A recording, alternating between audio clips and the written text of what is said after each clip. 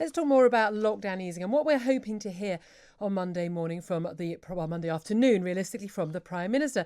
Let's talk to Ian Mulhern. He works with Tony Blair at the Tony Blair Institute.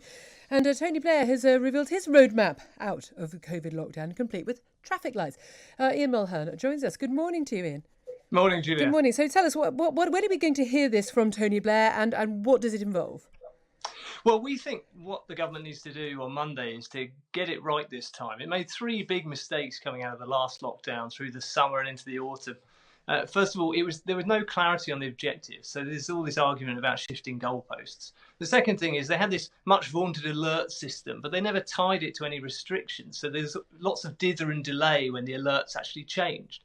And the third thing is they never really got to grips with how the virus affects the economy. They worried a lot about how lockdown measures might affect the economy, that's right, but they didn't really think about how a virus that was spiralling out of control might also affect the economy. Well, isn't that why they thought that we should lock down? Is that actually they made, in my view, the wrong calculation, which was that locking down was the solution as opposed to simply adding to the problems? Well, I think they locked down because they didn't understand this interaction. They had to act too late, and the economic consequences we're all bearing now. I mean, the last 6 months really show what happens if you get this wrong, and the consequences for the economy are worse. We different countries around Europe and around the world, and different US states in America have locked down at different times. Different countries have had different economic impact, often depending on the kind of economy they have. So, for instance, Germany, not so much of an economic impact because they rely on manufacturing. Our economy, lots of services as form a part of our economy. And therefore, of course, it's going to take a bigger hit when that involves that sort of human interaction. There's no evidence that I have certainly seen, and I've looked at a lot of evidence that is contrary to this, that locking down earlier or locking down longer or indeed more strictly actually has any bearing on the number of deaths you get from COVID. There are completely different things that cause those deaths. I'm just fascinated to know what evidence the Tony Blair Institute has seen, which is not publicly available. There's now buckets of evidence about what happens, particularly in terms of the economic response. I mean, if you see virus numbers rising, people will stay at home. They're not going to go down the pub if they think they're going to catch long COVID. Yeah. And for that, people are sensible, common sense. People don't need to be locked down. They make sensible decisions. And that's why the economic consequences of letting the virus get out of control are worse than nipping it in the bud early, and that's why we need to be cautious. But again, this is what Labour policy has been throughout. And Keir Starmer talking about these short, sharp lockdowns for a couple of weeks, 3 weeks. They never last 3 weeks. They always last much longer. No one has successfully managed to do this. They last longer, Julia. They last longer because they're done too late. That's the problem.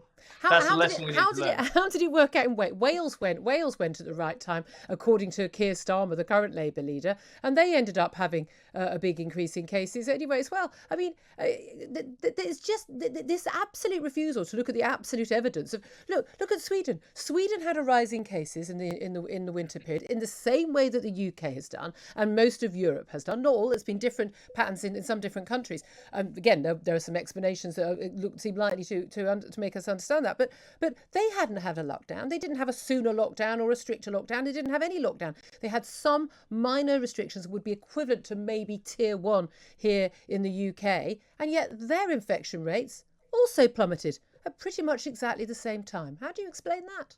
I think the real example you need to look at is what's happened in Australia, where they were right on top of the virus. No, they it's followed not. the That's model. absurd, Ian. That's absurd. I know you can get away with this nonsense on Sky and the BBC, but that's absolutely absurd. Australia's on the other side of the world, many thousands of miles away from many countries. They went for a zero COVID approach, closing their borders pretty much until they've got the vaccine rolled out. But that's not the same as what a country like the UK can do. We had the virus in this country by last December 2019. Closing down the borders wouldn't have made any difference to that. I think you're extrapolating a little bit too far here. Over the summer, the UK started to bounce back because we had the virus under control. We didn't have it under control. It's a seasonal endemic virus that went down low in every country in the world at that time. The economy thrives when the virus is low. That's all we need to know. But we didn't have it under control, Ian. Once you let it slip out of control, once the numbers start to rise, people stay home. The economy tanks. We know from all the evidence that's been gathered over the past year that the biggest impact, or the majority of the impact on the economy, comes not from the restrictions but from people's fear of the virus. And until we get rid of the fear, we'll never solve the So economic why problem. have countries that are not locked down, like Sweden, or those who've had lighter lockdowns, have actually had less of a hit to their economy? Why, for instance, has Florida, which hasn't locked down this winter, and California, which has, why have they had pretty much exactly the same death rates, and yet the Florida economy hasn't been trashed? Well, Explain that. as you know, Julia, there are huge problems with taking specific examples from one area of a country or one region Sorry, of a you used part of the. Australia. I'm throwing If you Florida at but you. if There you go.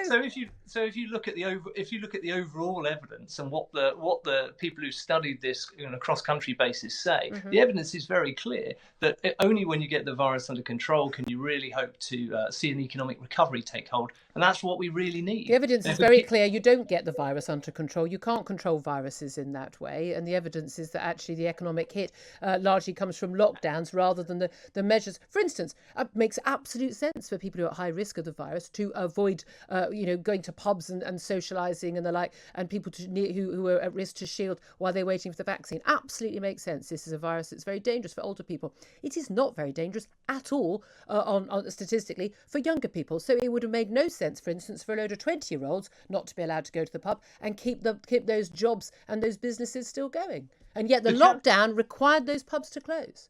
The challenge with that approach is that we haven't seen anywhere in the world that's been able to successfully carry out that kind of shielding strategy. If you could, then there might be a case for it. But no one's managed to do that. So no one's managed to control the virus with lockdowns either. And yet you're still in favour of that. Well, a few countries we just discussed did quite well, I think. They didn't. There's no country that had a big outbreak where the virus had been around for months and it was endemic in the country has managed to control the virus. No, they haven't.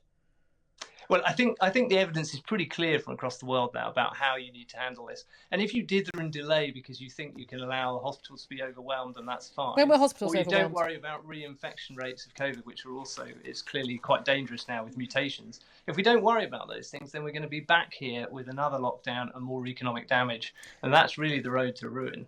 Well, I think the road to ruin is thinking that lockdowns are an answer to pandemics, when, of course, World Health Organization advice, even until a year ago, was that we shouldn't do it, and even currently now, it says only in emergency situations. I find the premise on which these arguments are made quite bizarre. There is no evidence for this whatsoever. The evidence is quite clearly the other way, and the absolute abject refusal to actually look at the clear evidence and write everyone off who points out the evidence, even though they are, often incredibly eminent and well-respected people at Stanford University and Oxford University. I find quite bizarre. But there we are.